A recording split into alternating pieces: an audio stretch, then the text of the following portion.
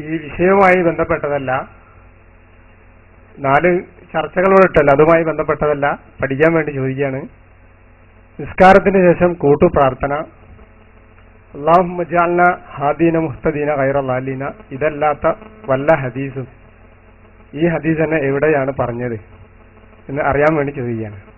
അപ്പൊ ആദ്യം നമുക്ക് അത് നിങ്ങൾ ചോദിച്ചത് കൊണ്ട് നന്നായി, കാരണം ഞാനത് എപ്പോഴാ കാണിക്കാന്ന് ഇങ്ങനെ വിചാരിച്ചിരിക്കുന്നു. നമ്മളെ ബാലുശ്ശേരി, നമ്മളെ ബാലേട്ടൻ മൂപ്പരെ കുറിച്ച് ഞാൻ പറഞ്ഞ ഞങ്ങൾ തെറ്റിദ്ധരിക്കരുത്. കാരണം ബാലേട്ടനാണ് യഥാർത്ഥ മുസ്ലിം എന്നാണ് മൂപ്പര് പഠിപ്പിക്കുന്നത്. അത് ആദ്യം ഒന്ന് കണ്ടോളൂ.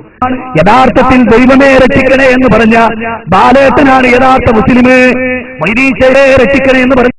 ശരിയായല്ലോ? എന്താ പറഞ്ഞത്? യഥാർത്ഥത്തിൽ ദൈവമേ രക്ഷിക്കണേ എന്ന് പറഞ്ഞ ബാലേട്ടനാണ് യഥാർത്ഥ മുസ്ലിം. മൂപ്പർക്ക് പറഞ്ഞിട്ട് മതിയാകണില്ല, എന്താ ചെയ്യാ? അപ്പൊ ഞാൻ പറയുന്നത് ഈ മുജാഹിദ് പ്രസ്ഥാനത്തിന്റെ അവസ്ഥ നോക്ക്. ഞങ്ങൾ ഖുർആനും സുന്നത്തും മുറുക്കി പിടിക്കുന്ന ആൾക്കാരാണ്. നന്ദിയിൽ വെച്ച് ഹനീഫ മൗലവിയോട് ഒരുപാട് തവണ നമ്മൾ ചോദിച്ചു, ഇത് നിങ്ങളൊരു ആയത്ത് ഓതി. അല്ല, ദൈവമേ രക്ഷിക്കണേ എന്ന് പറഞ്ഞ ബാലേട്ടനാണ് മുസ്ലിം എന്ന് മാത്രല്ലേ യഥാർത്ഥ മുസ്ലിമാ, ഹുമുൽ മുഅ്മിനൂന ഹഖ്ഖാ എന്നൊക്കെ പറയൂലേ യഥാർത്ഥ മുസ്ലിം. ആ മുസ്ലിം ബാലേട്ടനാണ്. അതിന് ഖുർആനിൽ ആയത്തുണ്ടോ ഹദീസുണ്ടോ?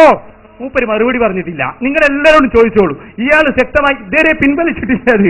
എവിടെയാണതുള്ളത് എന്നാണ് ഞങ്ങൾക്ക് പറഞ്ഞു തരാനുള്ളത്. ഇനി പ്രിയപ്പെട്ട സഹോദരന്മാരെ, അതായത് മൂപ്പര് പറഞ്ഞു വരുന്നത് നിസ്കാരത്തിന്റെ ശേഷം ദുആ ചെയ്യലാണ് വ്യഭിചാരത്തെക്കാൾ വലിയ കുറ്റം എന്നാണ്.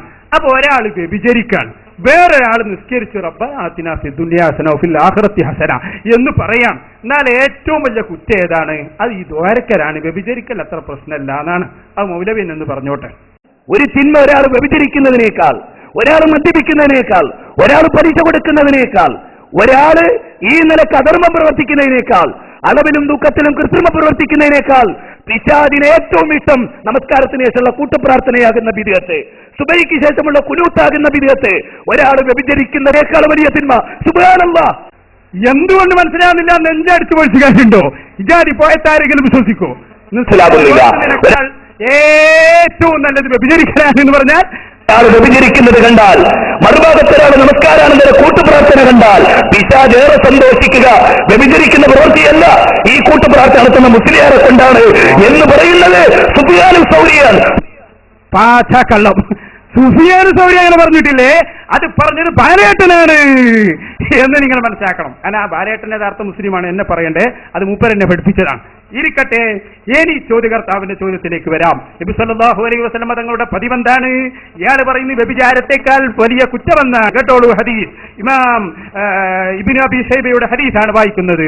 ആമിർ റളിയല്ലാഹു അൻഹു പറയുന്നു, അൻ അബീഹി, തന്റെ പിതാവിൽ നിന്ന് ഉദ്ധരിക്കുന്നു, അന്നഹു ഖാൽ സല്ലൈതു മഅ റസൂലില്ലാഹി സ്വല്ലല്ലാഹു അലൈഹി വസല്ലം, ഞാൻ റസൂലുള്ളാഹിന്റെ കൂടെ നിസ്കരിച്ചു. അസ്സുബ്ഹ, സുബ്ഹി നിസ്കരിച്ചു. ഫലമ്മാ സല്ലമ, റസൂലുള്ളാഹി സലാം വീട്ടിയപ്പോൾ ഇൻഹറഫ, റസൂലുള്ളാഹി തിരിഞ്ഞിരുന്നു. വറഫഅ യദൈഹി, അവിടുത്തെ കൈകൾ ഉയർത്തി.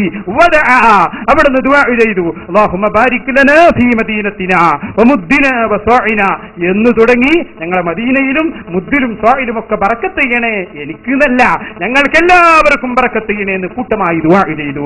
ഇബ്നു അബീ ശൈബ ഈ ഹദീസ് ഉദ്ധരിച്ചിട്ടുണ്ട്. ഇവരുടെ പിതാവായ മുബാറക് ഫൂരി തന്നെ തുഹ്ഫത്തുൽ അഹ്ബദിയുടെ 2ാം വാള്യത്തിന്റെ 199-ാമത്തെ പേജിൽ ഈ ഹദീസ് ഉദ്ധരിച്ചു.